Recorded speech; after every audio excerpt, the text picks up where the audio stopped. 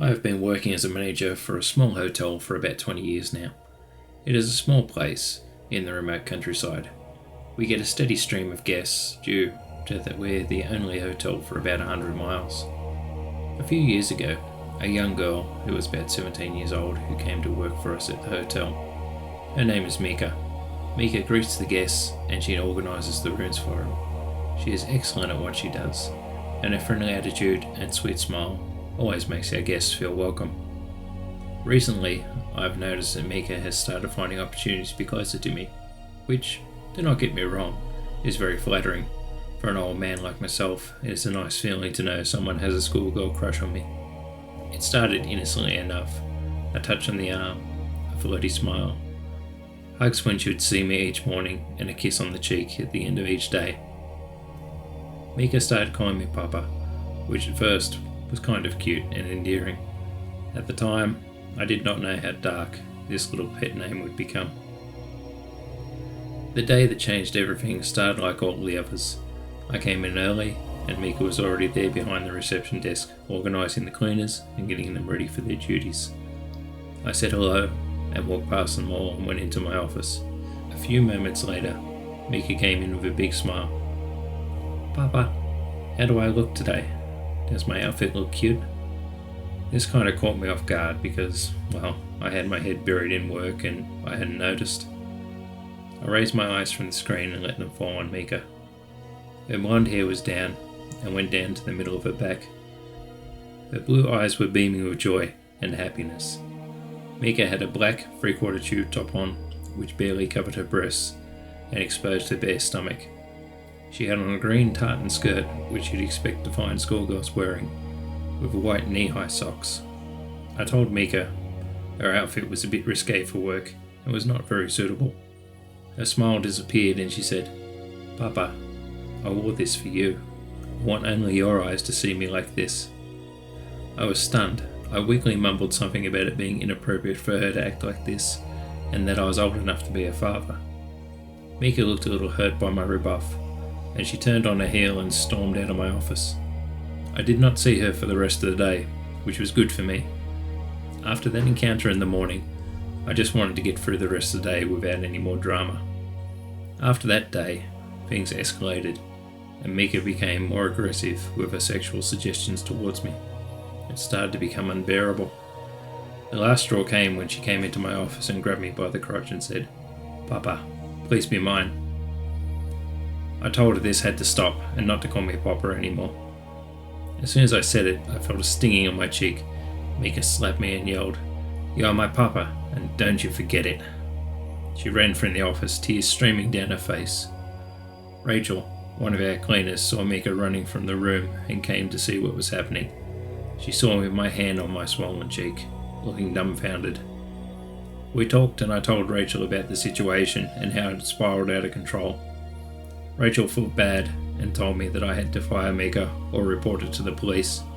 I tried to explain that, well, she was just a confused girl who really just needed someone to show her the right path.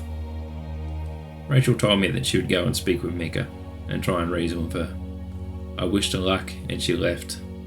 That was the last time that I saw Rachel. The next day, Rachel's resignation letter was on my desk. I was confused. I called Rachel to ask her what had been happening and why she'd be quitting.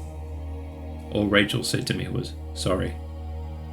Mika had called in sick that day, so I decided to go and visit her in her room, which was in the back of the hotel, and see if she was alright. I knocked on the door and there was no answer. Reaching down, I grabbed the handle and twisted it. The door swung open. Walking inside, it was dark, but there were some candles lit. Walking into the dark room, I pushed the door closed behind me. It took a few minutes for my eyes to adjust to the darkness. I walked towards the candles, and I could make out some photographs pinned to the wall. Reaching out, I removed the tack holding the picture in place. Bringing it closer, I had to squint to bring it into focus. I recognised the people in this picture, and I knew when and where it was taken. I felt my heart in the back of my throat. "Papa, don't you know it is rude to come into a woman's room?" Suddenly, the darkness got darker, and the last thing I remember was hitting the floor. Where am I? Oh God, why does my heart hurt so much? It feels like I've been electrocuted. What the hell's happening? A million thoughts swarmed through my mind. I could not pin them down. Each time I tried to grab a question, it slipped away in my mind. It was just so foggy. Are you awake, Papa? You know that a lady always has to carry protection. The room lit up in a blue flash. A solid blue line danced between two electrodes. The light illuminated Mika's face and somehow made her blue eyes dance with light. It was rather creepy. Mika turned on the bedside light. It burnt my eyes. When my eyes adjusted, Mika was standing there dressed in only a bra and panties. She had a deranged look in her eyes. Papa, did you see it? I'm sure you saw it. You had to, right? Mika pushed the photograph into my face and held it there. Do you know who those people are, Papa? You should know who that is. Looking at the picture, I did indeed know who it was. I said to her, It's me. Who is the woman, Papa? I knew very well who it was, and it was not someone I had seen for almost 20 years. It was my first girlfriend. Our relationship was going great. We were deeply in love. Then one day, she called me and told me she was leaving and try not to find her. Just like that, the love of my life was gone. I had never loved anyone else since she'd left me. I was heartbroken. Papa, do you want to know something? That was my mama. She died, and then I came to find you, Papa.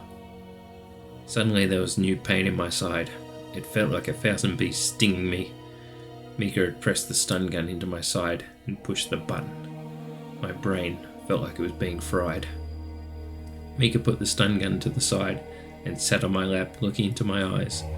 Leaning forward, she pressed her lips against my ear and whispered, Papa, I am going to become the new mama now, and you will give me what I want. What is you want? I asked dreadfully. I knew I wasn't going to like the answer. I want to have a baby, Papa, and you are going to give it to me. I felt repulsed by the idea, and I told Mika that could not happen. Her face started to twist as the words left my mouth. I did not notice what was in her hand. Mika raised the knife and whispered, What did you say, Papa? Not knowing how to respond, I stayed quiet, not wanting to upset her further. Mika pressed the knife against my cheek and whispered, Can I taste you, Papa? And with that, she dragged the knife down my cheek. I didn't feel the knife cutting into my skin, but I could feel the warmth running down my face. Did Mama ever taste you like this, Papa? Leaning forward, Mika started to lick the blood on my face with unbridled passion. Oh, Papa, you taste so sweet. Mika started to lean forward in an attempt to lick my face again. I took the opportunity to pull my head back quickly, before reversing its course and striking my forehead straight in the middle of her face. There was a sickening crack. My blow landed square on Mika's nose. She screamed and fell backwards off my lap. Then there was a loud cracking noise, like bone hitting something solid. The room was spinning from the headbutt. It took me a moment to realize what had happened. Mika was laying on the floor, with a pool of blood escaping the side of her face. Her eyes were staring up towards the roof. They weren't focused on anything anymore.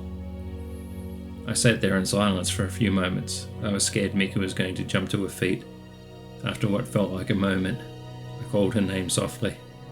I prayed that she wouldn't answer. There was silence. Deathly, dark silence. What felt like a lifetime, someone came and opened the door. It was one of the cleaning staff. She screamed when she saw Mika on the floor, and she asked me what happened, but I did not have the strength to answer her. I only mumbled to her, Untie me. Police came and saw the sorry state of Mika on the floor. I was arrested and taken away for questioning.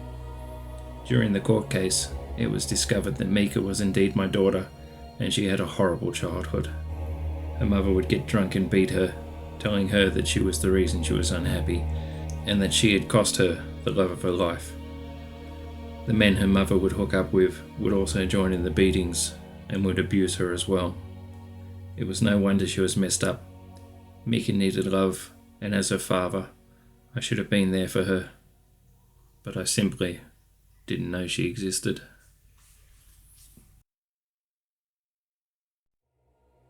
Several years ago, I worked in a copper mine in a very remote part of Australia. I was employed as an underground mine geologist, which is an interesting job, and I got to do lots of cool things. Some of my jobs involved going underground and inspecting stopes. Imagine a big void where they mine the copper. Mapping the development sections of the mine, inspecting the grade stockpiles, and doing other technical work. One of the geologists that I worked with was a lovely man from Papua New Guinea, and he was a highly devout man who had a deep love for Christianity, which was rather strange for a geologist. Normally geologists cannot reconcile religion with the science. We were talking one day about ghosts, and he said, "Michael, there are no ghosts in the mine. It is too deep for them. They are all trying to go to heaven, so I'll not stay in this hell of a place." This was very comforting, but I would find out how wrong he was. One day, I had a job to go into an abandoned section of the mine, which was now being developed into a fresh air vent.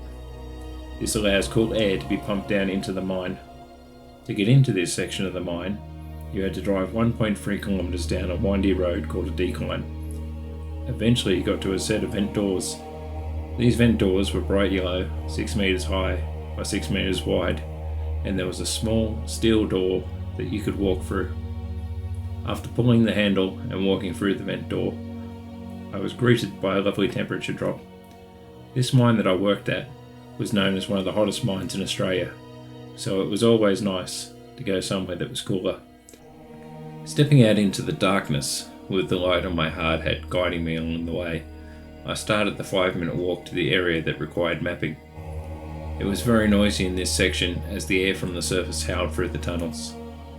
As I reached an intersection, I turned down the drive where I needed to go to map the heading, as this drive was protected from the air. I flicked on my handheld torch, grabbed my mapping sheets, and started drawing the geological structures. Lost in deep concentration, I was not paying attention to my surroundings. There were footsteps approaching where I was. They echoed off the walls and they sounded like they were getting closer. I stopped mapping and I turned around to see who my guest was. The steps stopped. Confused, I flicked off my lights and I stood in the pitch darkness of the mine. There was no light, and now I was starting to get a little worried. I flicked back on my lights and the drive lit up again.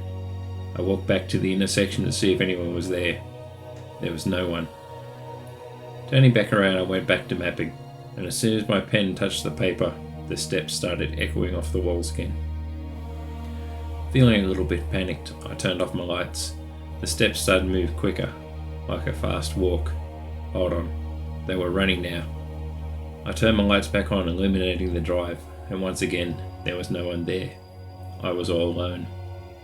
I called out into the darkness, but only my voice rebounded back off the hard stone. After a few seconds, there was a strange sound coming from the end of the drive. It sounded like someone gasping for breath. This was my cue to leave. I had a feeling there was danger. My gut feeling was telling me that I had to get out of there, that I had to run. Packing up my gear, I started walking back to the exit. That was my mistake. I should have ran. Just as I got near the vent doors, there was a sound to my left. It was the sound of splashing, like someone was thrashing in water. Looking over, I saw a sump that is used to collect water runoff. The water was splashing. Help me. Who said that? Had someone fallen into the sump? Dropping all my equipment, I ran to the edge of the sump. I could not see anyone in the water, but the water was splashing violently. A hand broke through the surface of the water and reached for me, its cold fingers wrapping around my leg, and its finger dug into my skin, causing me to scream involuntarily. With a hard pull, my leg was yanked out from under me, and I smashed into the hard ground. 1,000,000 sharp pins pierced my back from all the loose rocks on the ground. Before I knew it, I was in the sump and fully submerged. Those hands had left my leg, and now were squeezing at my throat. I clawed at the hand, trying to get free. Somehow I managed to get to the surface for a moment, and then there was a man in front of me, his bloated face smiling at me. He laughed and he said, "Oh, come now. Come and join me. I've been lonely here. No one comes to visit me anymore, but you are going to stay with me forever." With those words, the cold water engulfed my being once again, I was thrashing to escape. I needed to breathe. Air. I need air. I do not know how, but I managed to break free of his grasp, and I pulled myself out of the sump. Laying on the ground, I gasped for air. Turning my head, I saw a pair of eyes just above the waterline. Throwing the door open, I looked over my shoulder back at the sump. There was something written in paint above the water. I strained my eyes to look to see what the words were. They came into focus, and it said, "Rest in peace, mate." With that, I ran through the door, and I never went back to that level ever again. After a few weeks, I spoke to my friend about the incident, and I asked him if he knew anything about that level. He said there was an accident there 5 years ago. It involved a young man who was 26. That man and his team were asked to go to that level and unblock the sump that had been filled up with material. So he tried to pry the blockage open with a pipe, and he ended up dropping it into the sump. In frustration, he started digging at the blockage with his hands, and sadly, he managed to unblock it. The suction sucked his arm into the drain and pulled him under the water, where he sadly lost his life. It was a tragic accident that should have never have happened.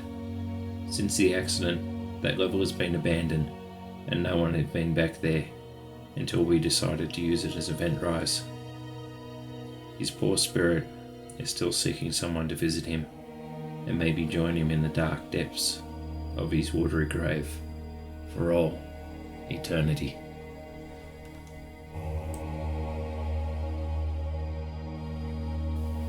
How long have I been here? A day? A month? A year? Or longer? I don't know anymore. Locked in this damn room. I no longer have the strength to get up anymore. They have not fed me in God knows how long. I am a famous YouTuber. Well, I was a famous YouTuber. I had a decent sized following, and I was pumping out content daily. I was going to be number one. That all changed the day that I got that comment. "Hi there, I love your content, the way you read your stories, and I can't wait until your next video." I saw her name was Simone Daisy 999. I thought I'd do my usual response of liking the comment and saying thank you.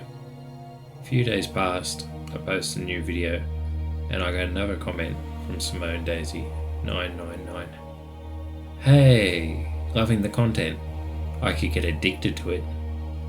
This was very flattering, so I smiled and I responded to her again, thanking her for her kind words. About 2 hours later, I received a message from Simone Daisy 999 in my business email, which is linked to my channel. It was very long, and at the time it seemed very sweet, a nice email from a fan. So I took the time to respond, thanking her once again. The email exchanged between us, and it was innocent at first. I had a girlfriend, and I wasn't a cheater. But the email started to get a bit flirty, and she started sending selfies. I thought, what could be the harm? Eventually the email started to take a darker turn, and I was getting responses from her telling me how much she loved me and how she could not live without me. The pictures started to become darker as well. She was cutting herself and sending me the pictures. Eventually, it got too much. I stopped responding, and I blocked her from all my content. And then, she reached out to my girlfriend. I did not even know how she knew who my girlfriend was. I'm a very private person, and I don't share my information with anyone or my private life. My girlfriend accused me of cheating and sleeping with this girl. I told her that I had never met her and only responded to comments and emails from my videos. Then, she pulled out her phone and showed me a picture of me lying beside this girl, asleep. How the hell did she get a picture of me sleeping with her? How the hell was she in bed with me? I tried to explain, but I came off sounding guilty. My girlfriend slapped me, and then she walked out. My phone buzzed in my pocket, and there was a message from a number I did not know. "Hey baby, how'd your girlfriend like our picture? You should lock your door. Grabbing my phone. Responding to the text, I said, Simone, what the hell? How did you find my house? How'd you get my number? Stay away from me, you freak. Next thing I knew, the world went dark. My head was swimming, and it felt like I could almost see those cartoon birds flying around my head. I went to move my hand to rub my temples, but I couldn't move it very far. I realised there was something cold and metallic wrapped around my wrist, and it made a clicking sound each time I tried to move my arm. I was handcuffed to the chair. Upon opening my eyes, I could only see darkness. Everywhere I looked, I was greeted by a black abyss. Hi baby, did you miss me? I told you to lock your doors. Simone? In a smooth, soft voice, Simone replied, yes baby, I am here. Light suddenly rushed into my eyes as Simone ripped off the tape. I am unsure what stung more, the tape being torn off or the light shining in my eyes. It took a moment for me to focus on the environment. The light was blaring into my eyes, and it turned out the light was from a ring light, the same kind that streamers use.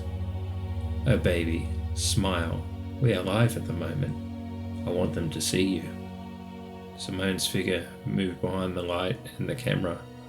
She was walking towards another person, and she whispered something to the person in the dark. I strained to hear what she was saying, but it was useless. Baby, I have a special guest here, and they made all this possible. A slim figure walked out from behind the camera. It was a feminine figure. Her hips swayed as she walked, as she stepped into the light. I knew exactly who this person was. It was Lisa, my girlfriend. Lisa looked at me in disgust. Why is it they love you more than me? I am sexy. I am pretty. I produce better content than you. But why? Why do they love you? I was stunned into silence. I had no words to explain what I was feeling. Who was this person standing in front of me? Where is my girlfriend of 2 years? Is this a doppelganger? Pay attention to me, you bastard. I didn't see the hammer in her hand as it impacted my face. There was a sickening crack as it hit my mouth. Blood filled up my mouth, and I felt my teeth break, sending a million jolts of electricity through my head. I screamed as the blood sprayed out of my mouth, hitting the camera and the ring light, turning the light from a piercing white into a dull red. Simone was smiling as Lisa beat me with a hammer. The pain flared up throughout my body. First she broke all my fingers on my right hand, my left foot, then finally she shattered my kneecaps. There was a soft, seductive voice echoing throughout the room. Stop it, lover. You're going to kill him before we can have more fun. Simone took the hammer from Lisa and dropped it on the floor. With her other hand, she pulled Lisa's hair back and kissed her on the lips. They kissed for a long time before looking back at me like I was some kind of sick dog that needed to be put out of his misery. Wait here, baby. Lisa and I are going to go and have some fun for a while. Don't go anywhere. Simone chuckled as her and Lisa walked away. This became a daily event. Lisa and Simone torturing me in front of the streaming audience, always berating me about how their channel was more popular than mine. The torture became worse as the days went on. Lisa and Simone got a kick out of it. Simone, who had sent me the pictures of her cutting herself with a long blade, showed me how good she was with a knife. She would cut me in random spots all over my body and wait for a few days and then reopen the wounds, then either tip salt or tip hot candle wax into the wounds. One day, they stopped coming to see me. At first, I stared at the camera, praying that they would never come back. Every noise startled me. I thought they were just toying with me. After a few days, I managed to tip the chair over that I was handcuffed to. With a satisfying crack, the old wood broke and my hands were free. My body was so badly broken, I could only drag myself slowly towards the mattress on the floor, which they used to make love on in front of me. It was old and stunk like it had not been washed in years, It was covered in their scent. I laid on the mattress, waiting for God to come and get me. My eyes started to close, and I wondered if the internet fame was worth it as I slipped from this world into the next. Thank you for watching.